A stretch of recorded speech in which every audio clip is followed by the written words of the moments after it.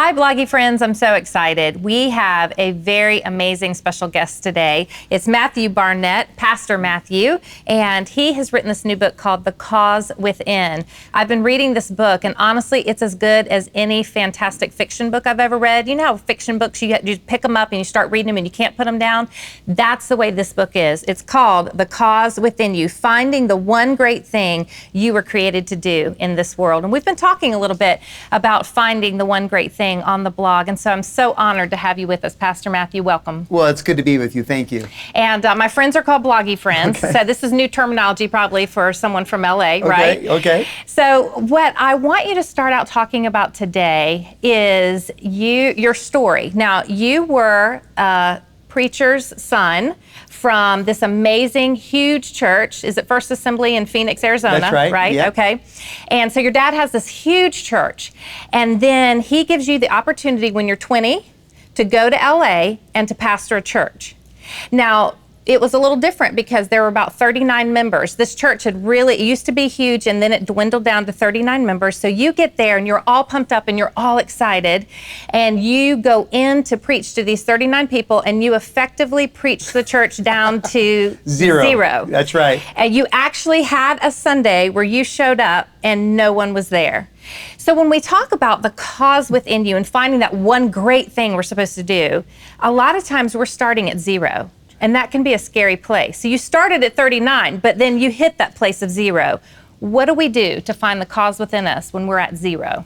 Well, I think that's oftentimes the greatest place you could ever be. You know, when we went down to zero and I looked out that night, nobody showed up, and I was peeking through the window hoping a car would show up in the parking lot, and I didn't see anyone. And I was so discouraged. I was in a gang-ravaged community next to a liquor store where nobody could find, in the middle of the biggest, at that time, #1 in the country of gang violence in the community. And I was so discouraged, and then I was at literally the rock bottom place in my life. I mean, I came from 14,000 members, and now nobody's showing up, and I even had free food, and nobody even showed up. I mean, seriously having revival in reverse, that's what was going on. And I was so discouraged. I'll never forget, God spoke to my heart. He spoke to my heart and said this: rock bottom is not where people go to fail. Rock bottom is where I recreate people in rock bottom. Wow. And that's where God began to recreate the cause that was within me. He began to give me dreams that I never knew that I had. See, all my dreams crashed. So I had to go home, and I ripped up all my 5-year goals of what I wanted to do and all my 10-year goals. And I just took a walk in the park, and that night I'll never forget what I saw. I saw helicopters that were looking for gang members, young boys up against police cars being arrested, 15-year-old girls that were pregnant walking through the park that night. And God spoke a word to me that forever changed my life. He said, tonight, I want you to die to the anxiety and the stress of trying to figure out your plan, and I want you to embrace my cause, which is using whatever you have in your hand to make a difference in the lives of people. It was that night with that simple revelation where I hit rock bottom, where God began to give me dreams that I never knew that I had, because God wasn't looking for my plans. He was looking for my heart to be saturated right there in the heart of the city of Los Angeles. Wow, that is a powerful story. So what I have found, because I've been at that place of zero too. When I started my ministry, I had 0 people following. When I started my blog, I started with 0 followers.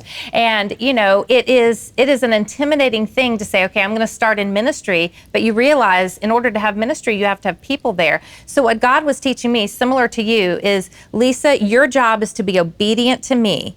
God's job is results. So the more that I'm obedient to God, then God creates the results. So all I have to every single day is wake up and say, God, I want to see you today. God, I want to hear you. God, I want to know you. And God, I'm going to follow hard after you and say yes to you before I even know what your assignment is. Pastor Matthew, thank you for being with us today. And make sure to come back tomorrow. He's got more inspiring insights that I think we all need to hear. And remember the book, The Cause Within You, making sure that you find the one great thing you were created to do in this world. Pastor Matthew, thank you. Thank you.